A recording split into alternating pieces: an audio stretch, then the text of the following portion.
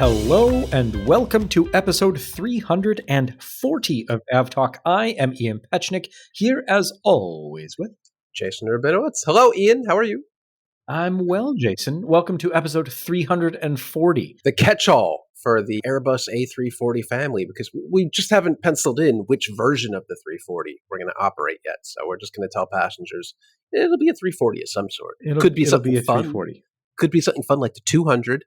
Could be something terrible like the 300.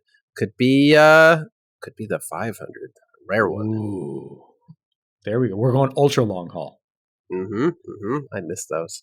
We'll figure that out over the next couple weeks and decide on which one we're really going to think is the special one.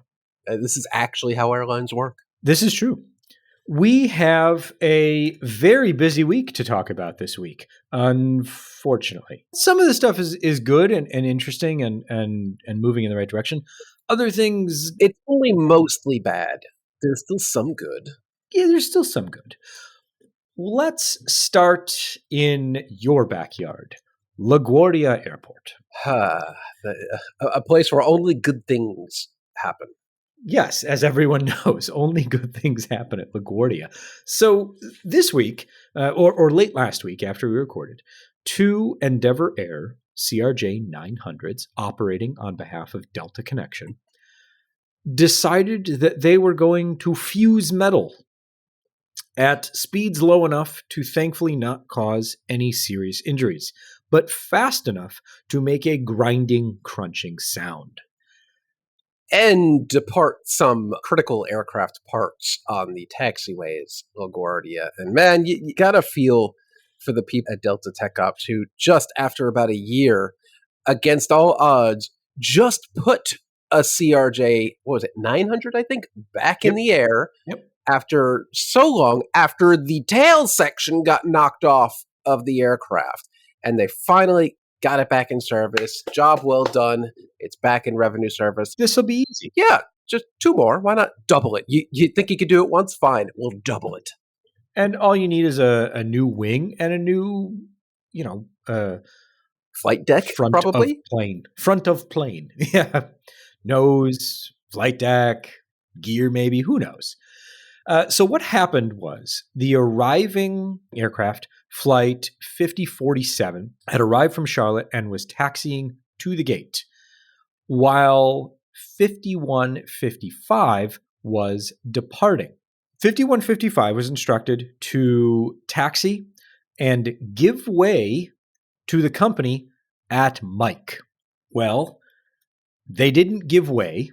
And at the very last second, they tried to avoid the collision. I will give them that. You can click the link in the show notes for the ADS-B data and for the video that became available earlier this week showing exactly how the two aircraft collided. But 5155 did not give way and indeed impacted with its right wing the nose and windscreen of 5047. Thankfully, there were no serious injuries. A flight attendant on 5155 suffered minor injuries and received some medical attention, but no one was seriously injured. So that's the good news. The bad news is that this happened, and it shouldn't have. I guess they just didn't see them coming. They were kind of perpendicular to each other, but if you say to Endeavor, give way to company, well, half the aircraft at any given moment at LaGuardia are Endeavor CRJ-900s, so wouldn't be shocking to me to hear that they mistook one for the other at a different incorrect taxiway, and they gave it a shot at that last second to avoid. They went hard left, and it just wasn't quite enough. We'll wait and see what the NTSB report has to offer by way of here's what happened. I'm sure there's a very clear chain of events, and something happened on the flight deck, and then they realized all of a sudden, oh no, there's a plane there. Whoops. This was not, as far as we know, an air traffic control issue. But that's not to say that there aren't a whole host of air traffic control issues happening throughout the U.S. this week. As the federal government funding has lapsed, That includes funding for air traffic controller salaries.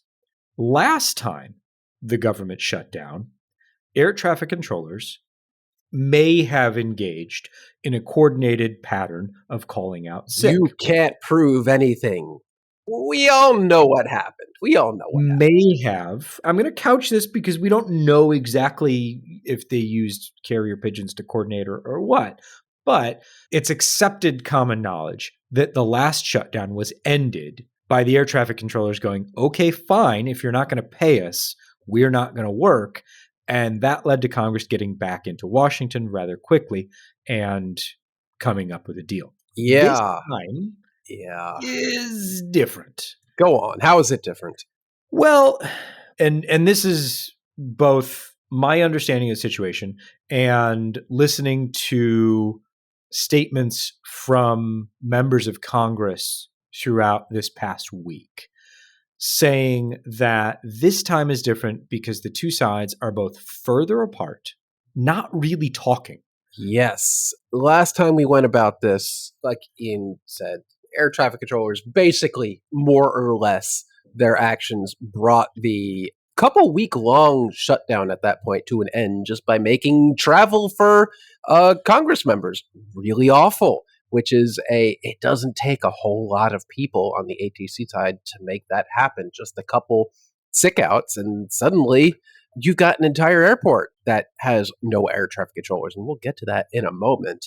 But so far, the impacts haven't been huge. I think yesterday, Tuesday the 7th, there were a pretty good list of delay triggers due to ATC staffing, all the way from Dallas to the North Atlantic tracks being reduced, but nothing really that has ground air traffic to a halt. And like you said, this time, it doesn't feel like even a coordinated action by air traffic control is going to have any impact because both sides are, I don't want to say they're so far apart, but nobody seems to be moving in any particular direction in any realistic fashion. So we're just all kind of stuck and along for the ride.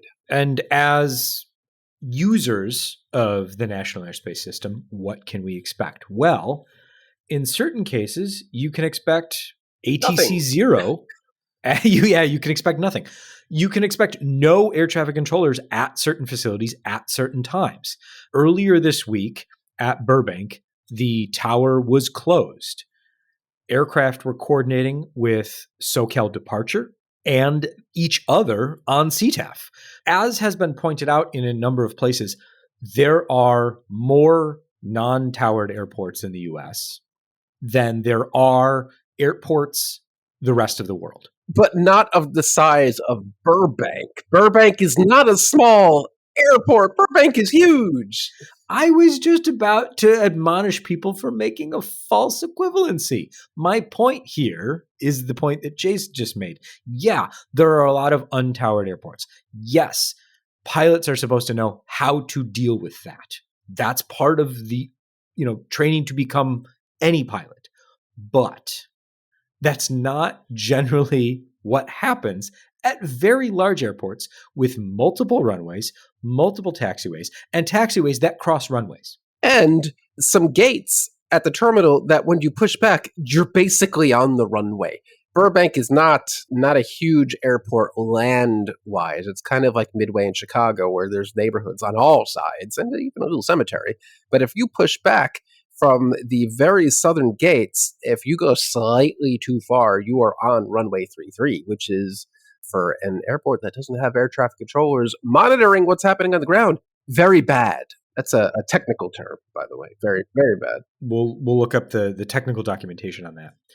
The situation at Burbank led to delays because when you don't have air traffic control monitoring the situation on the ground, that increases the necessary safety margins, which slows down the number of movements available to the airport in each hour.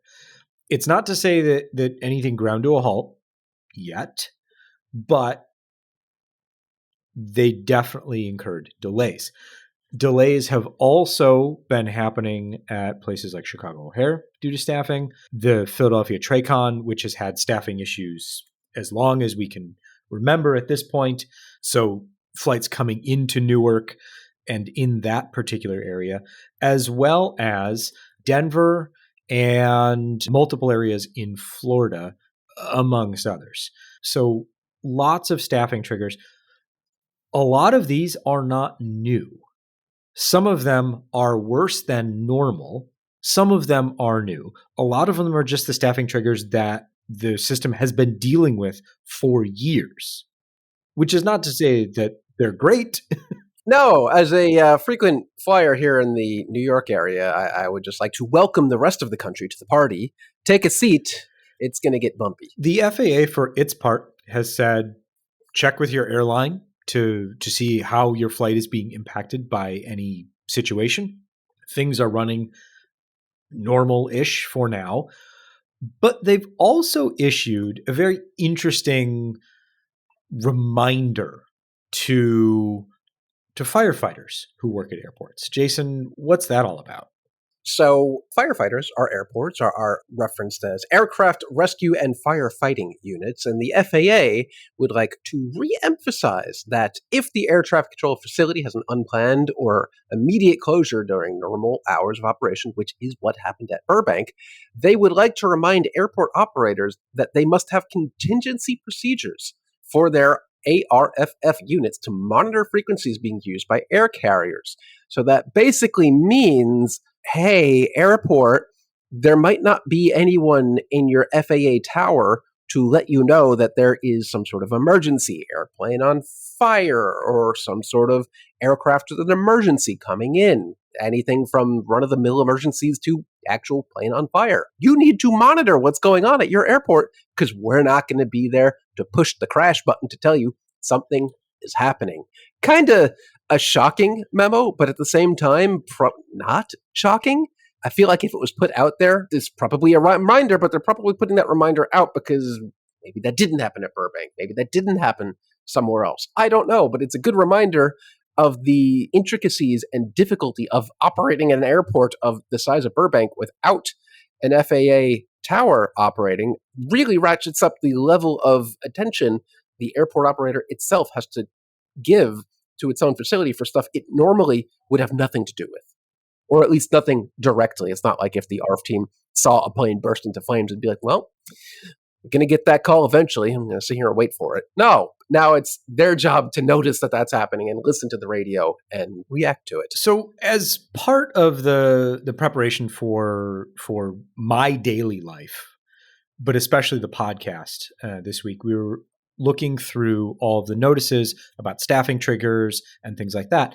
It's worth mentioning that you can look this up too. If you go to fly.faa.gov,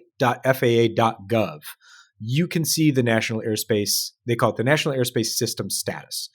And it lists all of the airport and en route events that are happening that affect normal scheduled service. So right now, there's a delay at Philadelphia because an aircraft has a flat tire that's at the airport. San Francisco has fog. Surprise, surprise. And we didn't talk about this one a couple weeks ago, but as we were looking through this, I was reminded Florida airports, specifically Daytona Beach and Palm Beach, are closed to aircraft that are equipped with weather modification or geoengineering equipment unless they have prior permission. Now, Daytona Beach, you have to get a 48-hour PPR. At PBI, you only have to go 24 hours in advance if you want to modify the weather. Fort Lauderdale as well is only 24 hours. So if you want to fly your aircraft equipped with weather modification or geoengineering equipment, you only need half as much advance notice at the major airports, Palm Beach and Fort Lauderdale. It's so painful as someone that is not brain dead to have to look through these NOTAMs, of which there are so many, and see this nonsense. I was going to use a stronger word. I appreciate that Ian's going to have to bleep out, but I'll spare him the annoyance of having to do that. But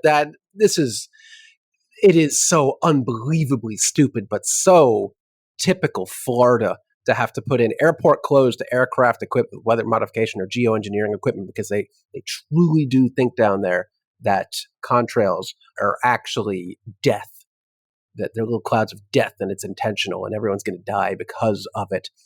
These are the people that Florida have elected to represent them. And as a gift to the rest of the country, we have to see it in the NOTAM system, which is awesome. A little gift. Thanks, guys. Love you, Florida. But a great representation of just how bad the NOTAM system is, that this is something that's in there. That is a good point. Let's leave the US for a moment and head over to India to figure out what is going on, because there's a couple things that happened this week that at first glance you're like, oh, this is very bad. But then when you start digging into it, you're like, wait, these things don't seem related at all. So here's what happened. First, an Air India flight on its way to Birmingham in the UK, not Alabama. That would be news. Yeah, just clarifying here. Landed with the Ram air turbine deployed. However, there was no other fault with the aircraft. Seems like the only fault was with the Ram air turbine being deployed. Right. So the engines were working, the electrical system was working, the APU was working, everything was working fine, except the fact that the Ram air turbine deployed on approach. I don't know if I have ever heard of that happening before, either on its own autonomously or accidentally, because I'm pretty sure the Ram air turbine is a protected switch under a little cover that you have to move the cover to even hit that button, so nobody's hitting that button accidentally. Oof. So that has been clarified, that the deployment was not triggered by an event that should trigger the Ram air turbine deployment, and it was not triggered by the pilots.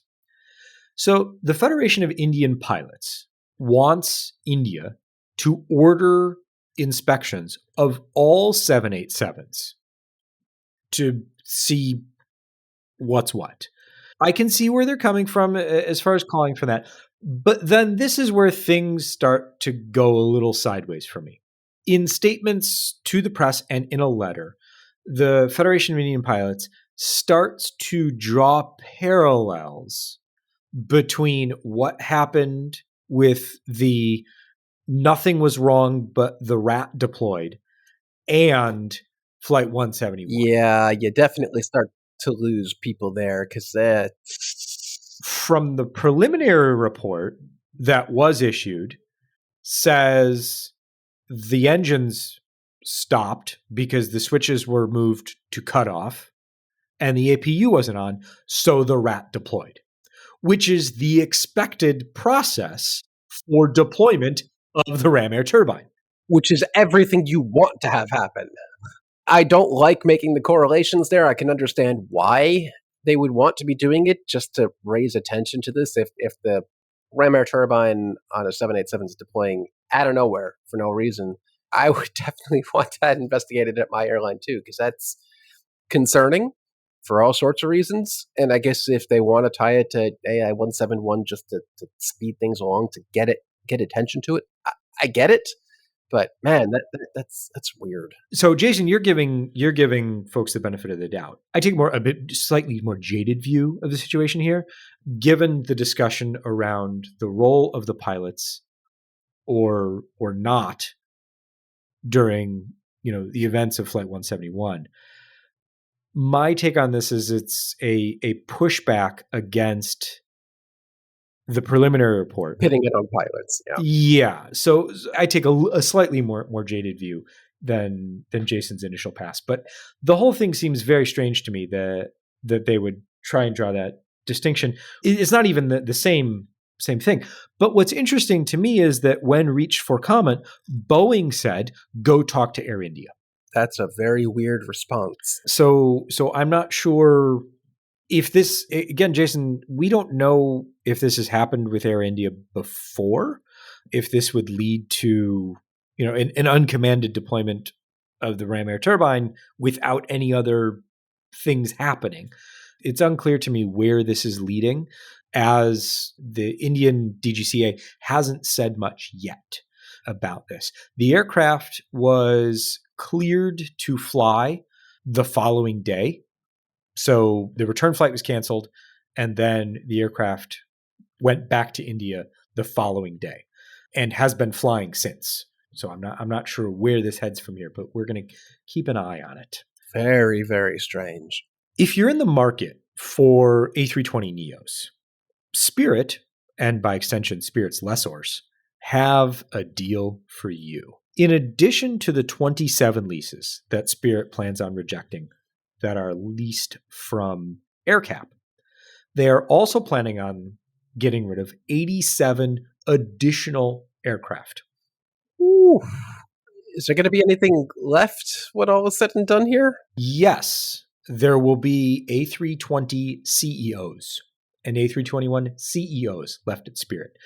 With the 87 additional lease rejections across multiple lessors, that takes Spirit in half as far as the fleet goes, and it removes the entire A320neo family fleet from the airline by the end of October. Even the 321 Neo? Every single Neo aircraft.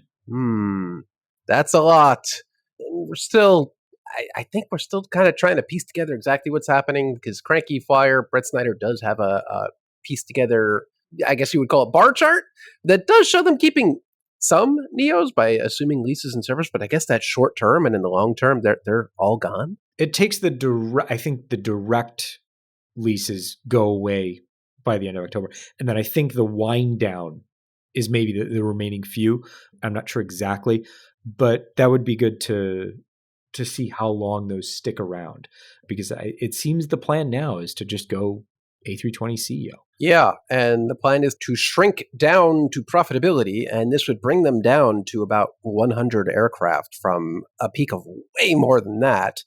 If you can recall a time an airline, or many companies in general, non-aviation, have shrunk to survive, we would like to hear it, because many before Spirit have tried it, and as far as I'm aware, none have succeeded in shrinking.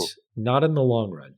No. So, yikes. It is not great times for Spirit, but great times if you're looking for a hot deal on an A320 family aircraft.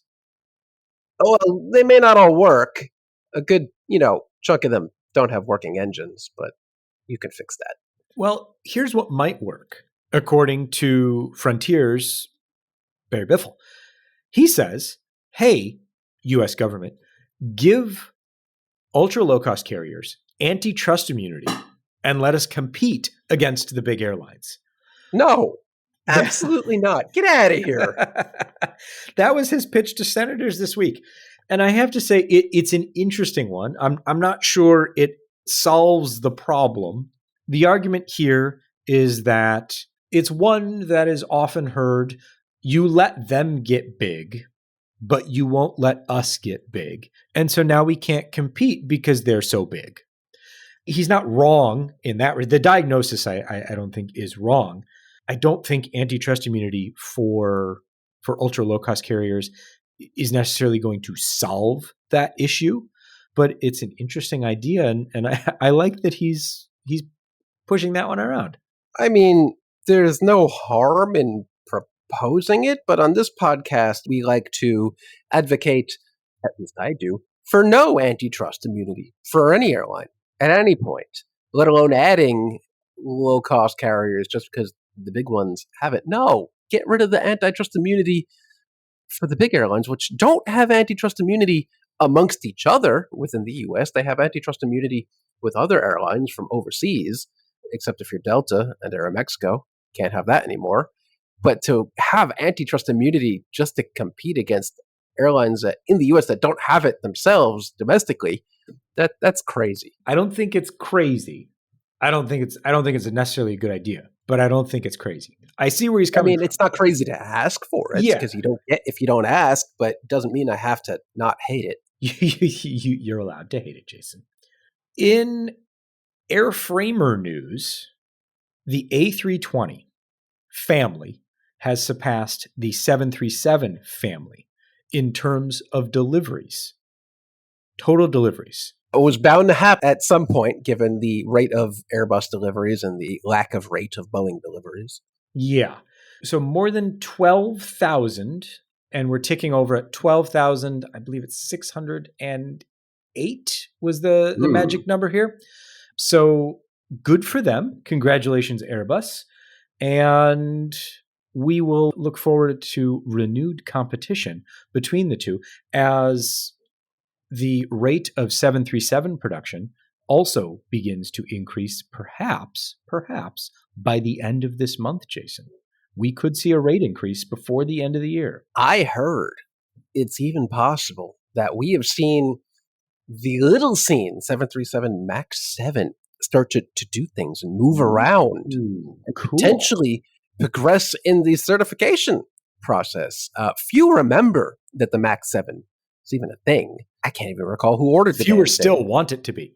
Yeah, but it's possible that things are happening. I hope so. I really hope so. So this is deliveries, but the A320 family long overtook the 737 family in terms of operational numbers. This early 2010s, the A320 family has been operating more flights per month than the 737 family. The 737 family it's older, but obviously more aircraft have been retired than are currently operational. So, Jason, how many flights did the A320 family operate last month? So September 2025. And how many are in service again? Don't make me look up numbers that I don't have. See, I turned it on top of my head. Take a stab at it. Let's or go. Do you want multiple choice? Would that make your life easier? Let's go with multiple choice. That'll make it easier. But give me a broad range. Okay, fine. A broad range. Well, let's go with between 800,000 and 1 million, between 1 million and 1.2 million, or between 1.2 million and more. 1.2 million and more. Let's go to the top of the range. Do you have a stab at a 1.575 million? Ooh, close, but not quite yet. 1.4 million A320 family flights. So that's all A320s operating across the CO and NEO range. And so we know that that's more than the 737. But Jason, how much more do you think? 20%. Don't make me do percentages. I'm throwing it back at you again. If you're going to make me pick numbers, I'm going to make you do math. Just pick a number. 1.1 million. 1.1 million indeed. That's exactly right. Yes. Wow. Nailed it. So from 737-200s all the way on up to the MAX 9, Boeing 737s operated 1.1 million flights last month. Wow. I'll figure out how to do it. Maybe I'll link to the chart somewhere on the blog, but I put together a chart of 737 versus A320 flights from January of 2018 to the present. And you'll never guess what happens in March of 2020. Number go down a whole lot. But it's also interesting to see the number of flights based on the MAX groundings in 2019, where you see these kind of the tracking surge at the beginning or near the fall of 2018, where you start to see more and more flights operating, and then the 737 and then not increase at the same rate. So we'll put a link to that chart in the show notes. Jason, I can exclusively reveal on this podcast and this podcast alone that Pechmo Air is moving not only from elderly aircraft that we have operated for years and years and years, but to the most modern wide-body aircraft I can think of. We're purchasing 2 A350s. Wow. Can I have one? Yes, you can have one. Fantastic. I'll pay you later. We'll record all the episodes on our pairs of A350s. Elsewhere, undisclosed airlines, our staunchest competitor, has purchased 8 A350s. And those were the only orders that Airbus took in for the month. So I'm happy to have contributed to that. Yes, all of 2 orders, and we don't know who they went to. So that's 8 A350-900s on September 16th. And Pechmo Air, also known as some private customer they don't want to tell us, ordered another 2 A350-900 on September 8th. And that was it for the entirety of September for Airbus. So a quiet month and a very private month. But a good month for the A350. 10 orders for the A350. That's nothing at all. That's not too shabby. Though it was not quite on the delivery front, Airbus delivered 73 aircraft, which brings total year deliveries up to 507. And 10 aircraft brings their order book up to 514 for the year. So not a bad year so far. All right. Things are, I guess they're kind of looking up for Boeing. A little bit. A little bit. Yeah, we have some Boeing news. So last week we had Boeing news. The Wall Street Journal was reporting that Boeing has shifted its focus or begun shifting its focus to a new airplane. Boeing said, "Oh, I don't think so." Hold on. We may be doing stuff behind closed doors, but we're not ready to talk about a new airplane. Not yet. Performing technology studies. They are investigating new technical solutions and new methods of manufacturing. They are doing the groundwork. So this is everything we talked about last week, where we said, okay, but they're not ready to launch this plane yet, and they won't be for a while. And they're not. So they pushed back more forcefully. Yes, they said they called the report misleading.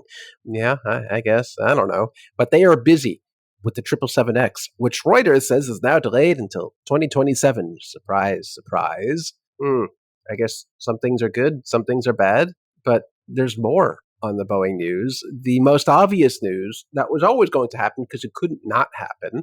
The EU has given tentative approval for Boeing to, I guess you would say, reincorporate Spirit Aerosystems back into its own entity. Yeah, they tried the thing where they weren't part of Boeing directly, and that worked for a minute and then really didn't work for a while. And now Spirit will once again be part of Boeing, and the EU, which needed to provide approval for all of that, has given its tentative blessing. The end of the circular story here of Boeing cutting off its own arm for short-term profits, only to nearly bleed out and die and have to spend billions to get its arm and reattach it back to its body, is essentially what's happened here.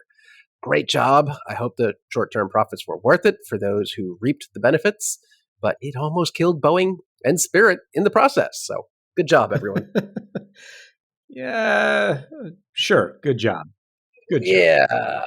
Yeah. All right, let's talk about routes, fleets, and some interesting paint schemes. Paint. Expected news, but now we finally have an official announcement of what's going to be first. A few weeks ago, we talked about the fact that India and China had begun discussions about resuming direct flights between the two countries. Those have been off since 2020. Those were a casualty of the pandemic, and then geopolitical machinations prevented the resumption of flights kind of right after the pandemic, but that will finally get the go-ahead on the 26th of October. Indigo will operate from Kolkata to Guangzhou. That'll be the first route. They said that they will expand from there. Indigo and Air India, as well as the Chinese Big Three, Air China, China Southern, China Eastern, previously operated flights pre-pandemic. So one assumes that we will get back to that state eventually as well. Man, what a ride this year. It's been good stuff. This is good news. We need good news. This is good news. Another big airline launch, kind of, sort of, Riyadh Air has said they're going to start flights. And that sounds really exciting. If you're Riyadh Air, I guess, until you find out that what they mean is that they have slots at Heathrow that they need to use or lose. So they're going to sell family and friend discount tickets, operate the Oman Air 787 that they've leased, fly to Heathrow so that they can keep their slots and fly home. After they start taking delivery of the 787s that they have on order from Boeing, then they'll start actually selling those tickets to people who can buy them that aren't associated with the airline. Yeah, not quite a launch, but not a launch. But if the public cannot buy tickets, it's not a launch. My favorite part of this was that the airline CEO said that this reaffirms their commitment to launching by the end of 2025. TikTok, I guess? Just tell us that you need to use this. Like, just people will understand. We need to fly to Heathrow so that we can fly to Heathrow later. Like, we get it. I'm just looking now. They put a press release out and everything saying, Riyadh Air announces inaugural London flights commencing October 26th and launch of groundbreaking Saphir loyalty program. So a kind of kitchen sink press release here. But fulfilling its commitment to commence operations in 2025, Saudi Arabia's new national carrier announces launch flights to London, with Dubai to be added later. So I don't know what the Dubai portion is about. Not So what the Dubai portion is the Dubai portion will be the Oman Air flight. The Oman Air aircraft will shift to Dubai after they start taking delivery of their ordered 787s. Oh, you know what? I love a good project name here. And apparently, this is an important phase of Pathway to Perfect, which is apparently its go-to market plan, Pathway to Perfect. If you're starting off operations, though, with panic flights to Heathrow because you're about to lose your slots, not sure that's perfect, though. But it's on the pathway, Chase. Oh, that's right. It's right there in the name. Last year, around this time, United Airlines launched a slew of new routes, saying that they were going to start flying to Nuuk in Greenland and Ulaanbaatar in Mongolia. Kaohsiung in Taiwan, too. Can't forget that. We have new route announcements this week from United Airlines, which I assume are more exciting and even more far-flung. Yes. What do you got for me? So earlier today, you and I and a couple of our friends in the group chat, we were discussing, let's think about the crazy routes United announced last year. They were off the chart, unexpected. No one would have expected it. So we thought, where else can United operate a 737 MAX 8 as far as possible out of Narita without overlapping with its partners at ANA? And we came up with some interesting destinations, like Busan, South Korea, or Jeju. There's no overlap there, but a lot of demand, or possibly some other Southeast Asian cities. And we really went down into the rabbit hole to come up with some routes. And United kind of didn't deliver on any of that this year. Ian, have you seen the routes, or can I quiz you? You can quiz me. I specifically did not look. Okay, well, I already spoiled that it's not that exciting. They're not going to Busan. They are not going to Busan. They are not going to Jeju. Take a couple guesses. Are these international routes? They are all international routes. They're all international routes. I'm going to say they added a frequency to Haneda from somewhere. No? Okay. Nope. Give me a hint here. I feel like I'm flailing. Europe. Did they do the Dubrovnik thing? Nope. I think that's already a thing. Okay, what is interesting is that all the routes they announced last year, all 9 of them, I think, they are all coming back in 2026. Some of them earlier than previously, including Nuuk, Greenland. Yeah, they're not really pulling out the super interesting stuff that they did last year. So we've got Croatia, which is, I guess, an interesting one, though I'm not sure if that's not ever been seen. Where in Croatia? Split. Oh, okay, Split. I'll take Split. It's interesting. On a 767-300ER from Newark. I believe all these flights are from Newark because Newark is the center of the universe, of course. Well, it's the most on-time airport. Sure. Bari, Italy, again with the 767. Glasgow, Scotland, which I'm pretty sure United served pre-COVID, not all that long ago. That one is with a 737 MAX 8, unfortunately. Okay. Yeah, not too fond of that one. But apparently, United also serves Edinburgh year-round, so that's something. So it's an addition to Edinburgh. And Santiago de Compostela? Compostela. All right. An interesting one with a MAX 8 again for that one. So that's interesting, but not as shocking as Ulaanbaatar, Mongolia, or Kaohsiung, Taiwan. They are also adding Reykjavik to the route map from Dulles, so the other East Coast hub gets a little love too. And they're adding Seoul, South Korea from Newark as well, starting September 4th next year on a 787-9, which is nice to see. There are no other U.S. airlines serving South Korea from the New York area. So that nice. One is the most interesting to me. Is it? Yeah. The others seem fun, fine, sure, have fun. Split's a great town. Who doesn't love Glasgow? But that one's the most interesting to me, I think. Yeah, I like that one as someone who is flying in just a month or two, New York to Seoul. We are not lacking options, but more options are always nice. More options. Well, we're are losing an always nice. option with Asiana being absorbed into Korean Air, so we are back to what we have today, status quo. But not the most exciting stuff from United, but not the least exciting stuff we've seen from They the airline can't recently. all be Mongolia. If only. But we really were going on and on earlier, thinking, what's the most random place they could serve? If we were in charge of network planning, I mean, it would be much more exciting. Let's talk about some paint. We have a few new liveries that are worth mentioning.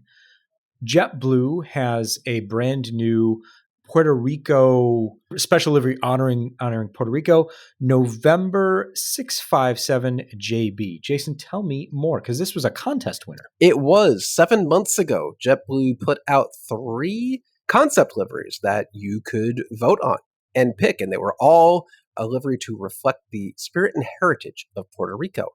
And apparently the latest one that they ended up picking, the winner, is a special livery celebrating Isla del Buen Canto. I guess that's a destination, not quite sure. Really hard actually to see the livery because the picture JetBlue put out in its press release is about 18 pixels, which is not great because Good thing we have jet photos. that is a good thing that we have jet photos because JetBlue has a tendency to put these things into service before they actually announce them. So there were probably pictures on jet photos before JetBlue ever sent that out. But that is nice. I love a special livery contest. And then there's November 960JX, which is a quote unquote retro livery from JSX. They did the same thing JetBlue did. Yes, JetBlue, they fabricated a retro livery. But here we have an even younger, even less historic airline creating a fake retro livery. But Ian, you posted a picture that was way more interesting up for this aircraft. I thought it was more interesting. This used to be, was it a commute air? It was an Express Jet E145. That went to Carbondale in Southern Illinois and had all of the paint stripped off. And somebody got a photo of the bare metal. And that, to me, was a great look. I mean, The only good E145. I would just love to see that one. Somebody flying that bare metal E145 around. All right, let's close the show with some interesting things that have happened this week and last. Jason, you flagged this one. I get it, but I just can't believe it happened.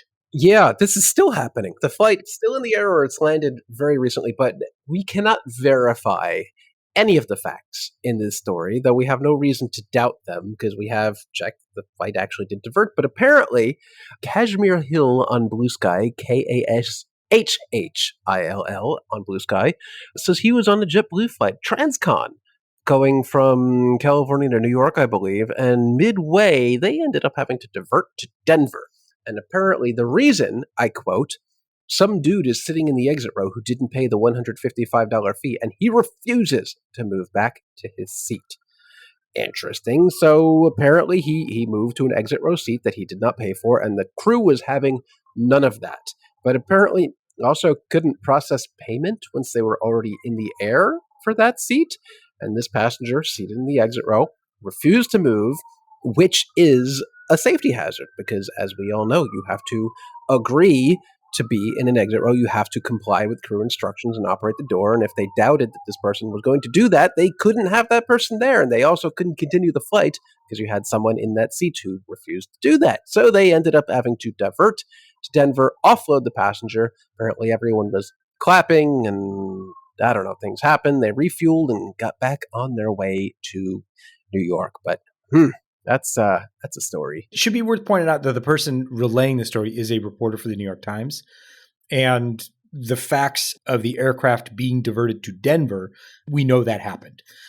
Yes, we have no reason to doubt that this is happening. But all stories reported secondhand like this, there's some degree of he said, she said. But, truly, this person moved to a seat that they have to pay extra for, and JetBlue is not able to take payment once they're already in the air, as the poster says. Marty, contact your IT people because you've got some things to sort out if you can't take people's money. once you're already in the air. If this was a different airline, I would say that's nonsense, but I would say that's nonsense. However, it being JetBlue, who historically has the IT infrastructure of a dinosaur, it checks out. So this next one is an interesting bit because what happened is the regulators said the airline's aircraft don't work. And then they said, because the aircraft don't work, we're taking your AOC. This was Serene Air in Pakistan. They had a pair, or owned, I guess, a pair of A330-200s and a 737-800. Those particular aircraft were declared unserviceable, even though they had been flying up until the 29th of September. Well, the A330s had. The 737 flew from Islamabad to Tianjin in China. One of the A330s was in Jeddah and is still there, and one made it back to Karachi. So the aircraft were flying, so either they were flying in an unsafe manner, or they found something so bad that they were like, okay, you're done. Your planes are out of commission, and we're taking your AOC. Absurd that an airline that isn't PIA in Pakistan can't manage to survive and can't do better than the absolutely miserable state-run airline. That's just wild. There should be so much easy pickings competition in that country, and apparently Serene Air was just so horribly run that they couldn't do even the bare minimum to stay alive. So we'll see if they can get their certificate back and get back in the air. But it sounds maybe not. No, man, that country is just a pit of despair for all things aviation. The commercial aviation industry in Pakistan is just, it's a mess. It's a gigantic mess. They need to push the reset button. Just everyone that's there, just reset the whole thing. And to close the show, this happened throughout 2023 and 2024, but now it's come to a head because the third person charged has pled guilty. I'm referring to a Latvian national who has pled guilty to helping get aircraft parts to Russia. This person was working in Latvia on behalf of Russian buyers, including the Russian State Security Service, to get aircraft components, including TCAS systems and other parts, from the US through a variety of intermediaries into Russia. Madagascar wasn't involved in any way? Madagascar was not involved. A variety of other countries were, let's see, including we have Germany, Laos, and the United Arab Emirates, as well as Kazakhstan and Kyrgyzstan, according to the US DOJ. This person has been extradited out of Latvia, brought to the US, and has pled guilty. So why is this funny? Who cares about all that? Yeah, I don't get it. Why are we talking about this? The most important thing to know here is that the name of the firm that was illegally exporting aircraft components from Kansas to Russia Go on. was called CanRus. Like the first three letters of Kansas and the first three letters of Russia. RUS. Wow, a little on the nose there. Makes it a little bit too easy for investigators to figure out what you're doing. And once they find the company, they go, we got him. Did they just Google Kansas, Russia? And they're like, oh, well, these guys. That's wild because they picked a criminal enterprise, picked a name so befitting of what they actually do. Whereas if you go shopping on Amazon for like literally anything, you're buying stuff from a company called like and that's okay. But here you have a criminal enterprise illegally trading aircraft parts across the world to Russia, and it's literally called CanRus Trading. I'm glad you brought that up. That I have no response to that. I got a good chuckle out of this one. And I hope our dear listeners did as well. This has been episode 340 of AvTalk. I am Ian Peshnick here, as always, with Jason Rabinowitz. Thanks for listening.